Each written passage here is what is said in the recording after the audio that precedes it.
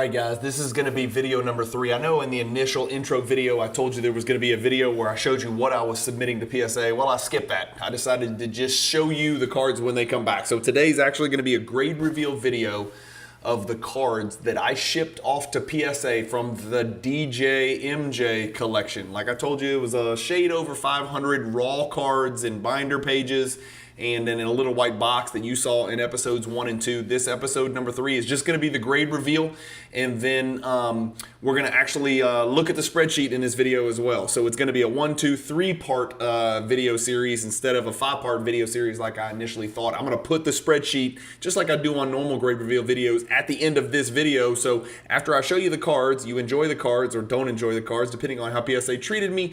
And again, remember, the conditions for some of these cards is a little bit rough. So I'm a little bit worried, but we're going to go through all the numbers and the cost and the price and the values and all that stuff. Come back after I show you the cards and we'll look at the spreadsheet and see how it turned out in the long run. Thanks for watching, guys. Enjoy the cards.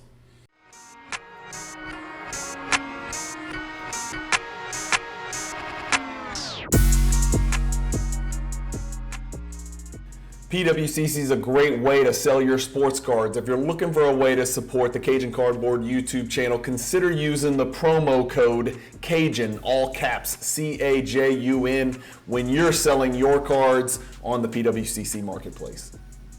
All right, guys, here we go. This is the DJ MJ collection, a little 500 card collection, raw collection that I bought from from over in Mississippi. As always, we start with the cards they don't grade. A Flair 96 Flair Showcase Jordan, men's size.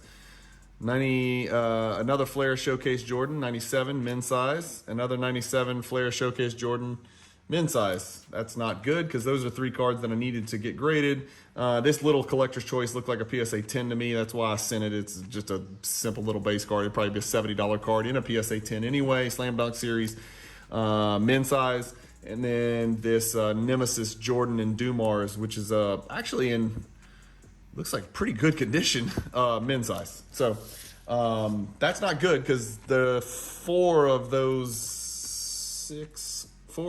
5 cards are important cards, to be quite honest with you.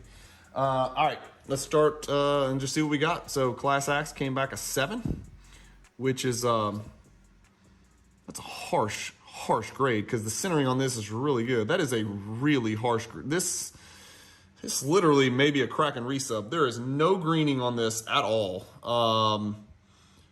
And the centering is actually really good for a Class X card. That really surprises me. This should have come back better. Again, stay tuned till the end because I'm going to give you a spreadsheet where I guess the grades. So this is the sun-drenched, colorless warp speed. It's almost the albino warp speed. It's because there's no color. His uniform is barely even red, and Jordan looks a little Michael Jackson-ish. This one actually graded better than I thought it would. I thought they would destroy me for the lack of color in the card. Came back a 7 as well. The 93 Skybox NBA on NBC came back a 10. Not a ton of value there, but Starks, nice contest, came back a 10. So 10, not bad. It's not bad. I didn't think there was going to be very many 10s in here after looking at these cards in raw condition. The Total O came back an 8. This is the 1995 Total O. Another pretty harsh grade because the card looks to be in pretty decent condition. All Millennium came back an 8.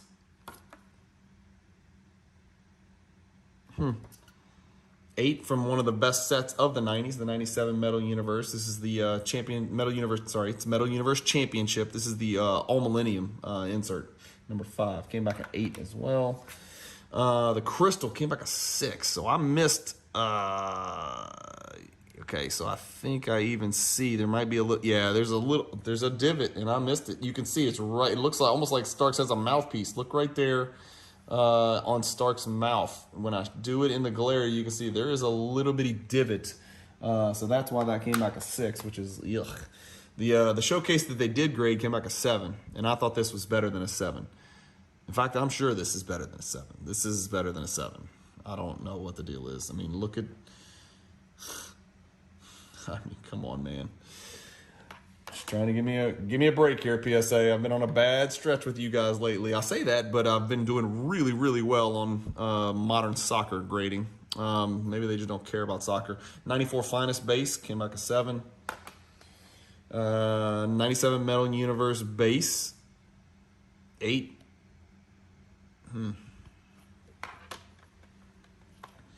97 Topps 9. Always thought this is a pretty good looking card for a base card. Got some good players in it. First 9. Second 9. 96 Upper Deck Bulls team.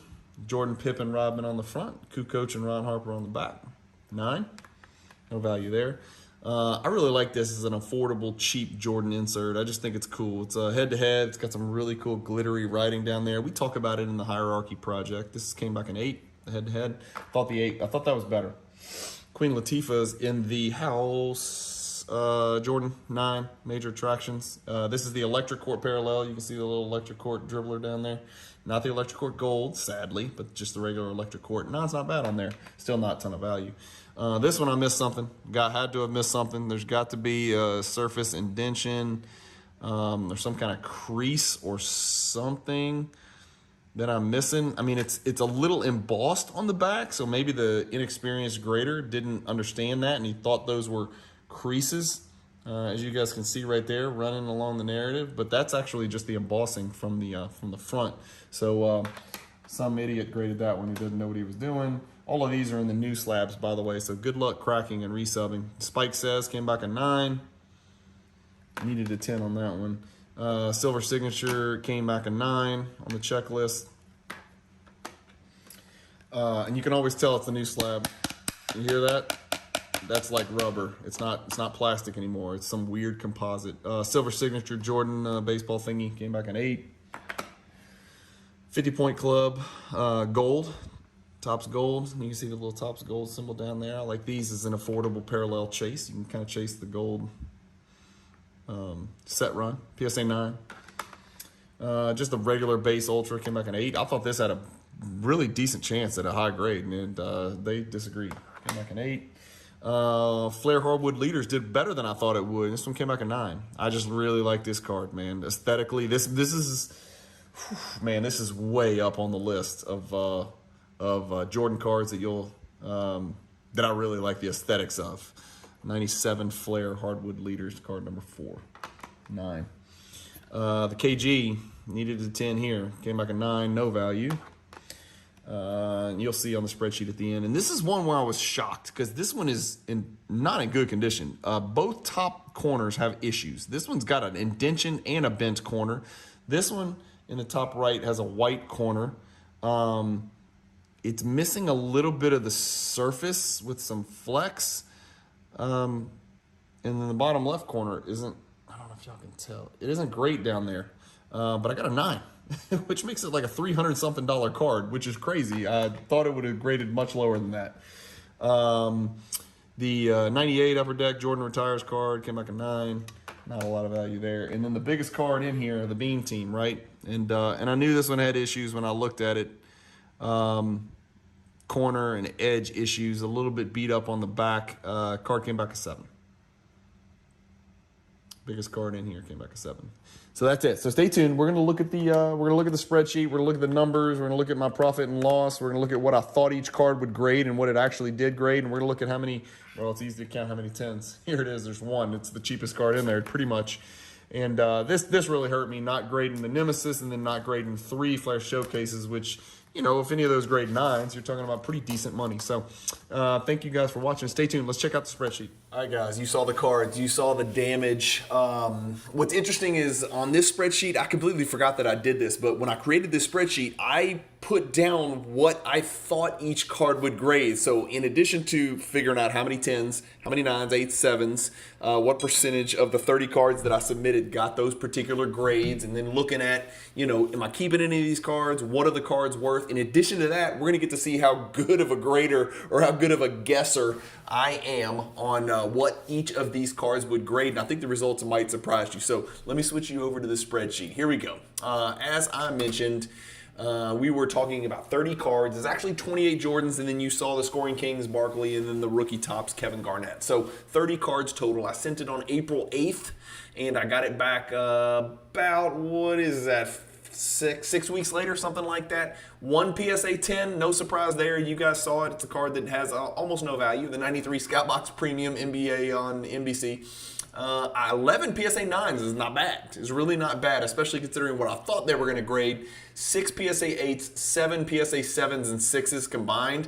And then, ironically, 5 of them came back ungraded, and a couple of them I really needed to grade because I thought that they might have some pretty decent value. So, 3 of the Flare Showcases didn't grade, which is a problem. The Nemesis didn't grade, which is a problem.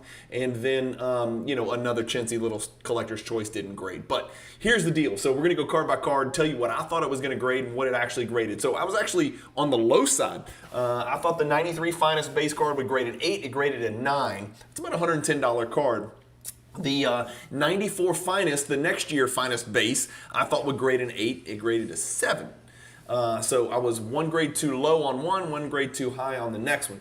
The 1997 Metal Universe, I thought would grade a 6.5. It actually came back an 8, which I was really, really surprised about. The 1995 Stadium Club Beam Team, this was the biggest card in here. I really would have loved for this card to grade an 8 or a 9, but once I looked at it, the back was shredded to pieces. It was absolutely in horrific condition, as was the Warp Speed, which was sun-drenched and the color was stripped from it, extracted from it. The Beam Team 95 came back I thought it was going to grade a 7. It did better than I thought. I thought it was going to grade a 6. Came back a 7. So it actually did better than I thought. They were more lenient on the edge chipping on the back than I thought they would be. That's about a $325 card. $325 card in PSA 7. The Jordan Crystal I thought would get a 7. It got a 6, $35. I'm guessing on the value there. The 4 Jordan Showcases, I knew they were scratched up. They weren't in perfect condition. It was mostly those typical, hairline surface scratches. Some PSA graders are lenient on these. I've got experience on grading 10, 20 of these from the cross country collection. One of them I thought was an 8.5. The best one that I thought was going to get an 8.5. And when I guessed 8.5, I didn't really think it was going to get an 8.5. It just meant I couldn't decide whether it had a chance at a 9 or an 8. I thought it had a chance at a 9, but quite possibly an 8. So I kind of put that half grade in there. Obviously, I didn't expect it to get a half grade. It got a 7, which means it's worth nothing. It's a $20 card and a 7. And then the other 3, which I thought were a little bit lesser condition, didn't grade any of them. They N6'd me. They min-sized me on all those as though I had trimmed some Flare Showcase base cards. The Fleer Total O I thought was a 7, came back an 8, pleasantly surprised, $45. The 97 Metal Universe All Millennium I thought was a 7, actually came back an 8. That's an $80 card, which is surprising to me because that's not that rare of a card and that's not that good of a grade. The Class Axe, I got a grade below. I thought it was an 8, it came back a 7. And then the Warp Speed was the one where I didn't know what they were going to do because, again, it's white. It doesn't even look like a Warp Speed. I thought it was going to get demolished. I guessed a 5.5, somewhere between a 5 and a 6. It actually came back a 7, which makes it a $180 card. The Skybox Premium got a 10. I guess 9.5 because it looked like it had a chance at a 10, but worst case 9. I was right. It came back a 10, $50 card there. This is the one. The Topps Gold came back a 9. Ultra. None of these are very valuable cards. I was way high on these. I only sent them because I thought they had a good chance at a 9, and only one of them, the Jordan Checklist Silver, came back a 9. The Spike Says I thought had a chance at a 10, which would have been really nice. It didn't. It came back a 9. The head-to-head, they didn't grade one of these chintzy ones. The head-to-head came back an 8. I thought that had a chance at a 9. The only other card with value, the Scoring Kings, I thought the Scoring Kings was beat to hell and back. I thought it was going to come back a 7. And they shocked me. This I think might be the only card where I was off 2 grades, and I was off 2 grades on the good side. It came back a 9. That's a $300 card, so that sort of saved my ass. Stay tuned. The KG came back a 9. It's a $12 card, and the Hardwood Leaders came back better than I thought. It came back a 9. That's about an $85 card. When you add them all up, it's about $17.47. I think I paid maybe $500 something to grade them. What did we say? 30 cards at $18 a card. Yeah, it was 5 and some change to grade it and ship it and all that crap. And I can't remember if I bought the collection. It might even be in video 1. I didn't rewatch it. I can't remember if I paid $1,500 or $2,000 for it. So I got destroyed. There's no doubt, because the raw stuff that I kept is absolutely completely and utterly worthless. So I definitely got destroyed on this. The lesson to be learned here is, let me switch you guys back over. So again, 1747 is about the total graded value of those cards. They're all for sale, obviously, and I'll sell them to local repackers for a fraction of that. I'll probably get 1,200, 1,300 out of it. So I took an ass whipping on this one. Did very well in the cross-country collection. Did very poorly on this one. This is the problem, is that I bought them sight unseen. It worked really well for me on the cross-country collection. I took the seller's word for it. And no, again, I'm not here to disparage DJ. He did his best, but I should have put eyes on these cards. I never would have paid more than maybe $600, $700 for the cards if I had put eyes on them and identified the condition. Because some of the bigger cards, the Warp Speed, the Bean Team, the Flair Showcases, terrible, terrible, terrible condition. No chance at 10s, no chance. And I don't ever, assume I'm going to get a 10 on a 90s Jordan card. Of all people, I certainly know that is a tough endeavor and a shot in the dark and not something you can count on. But I just went into this blind, sight unseen. I was running hot from the cross-country collection. I was excited to keep the momentum going. And I probably overstepped my bounds and just looked at a spreadsheet and sort of trusted the seller, who is not a savvy grader. I mean, DJ doesn't grade cards. Obviously, all his cards were raw. So I sort of trusted him on condition, and he overshot it. No fault of his. He's not a grader, and he doesn't have as much experience in it. And I was just naive to have done it. And so, lesson learned. Next time, I'm probably not gonna be able to buy cards sight unseen. I'm probably gonna have to put eyes on the cards. Although it did work well in the cross country collection because Bob, correctly identified, the condition and probably preserved them a little bit better. And Bob was pulling these things out of packs, whereas DJ was just buying these things off eBay or card shops or whatever. So anyway, that's the results. So I took an ass whipping to the tune of maybe a $1,500, $2,000, something like that. But you live and you learn. It's a lesson. I'll take it and use it as experience going forward, and probably not buy another collection sight unseen, taking the seller's word for it going forward. So anyway, I do appreciate you guys watching as always. Hopefully this is a fun little 3-part playlist for you. It should be airing 3 days in a row. Thank you guys for watching. Keep collecting. Stay positive in the hobby. And peace.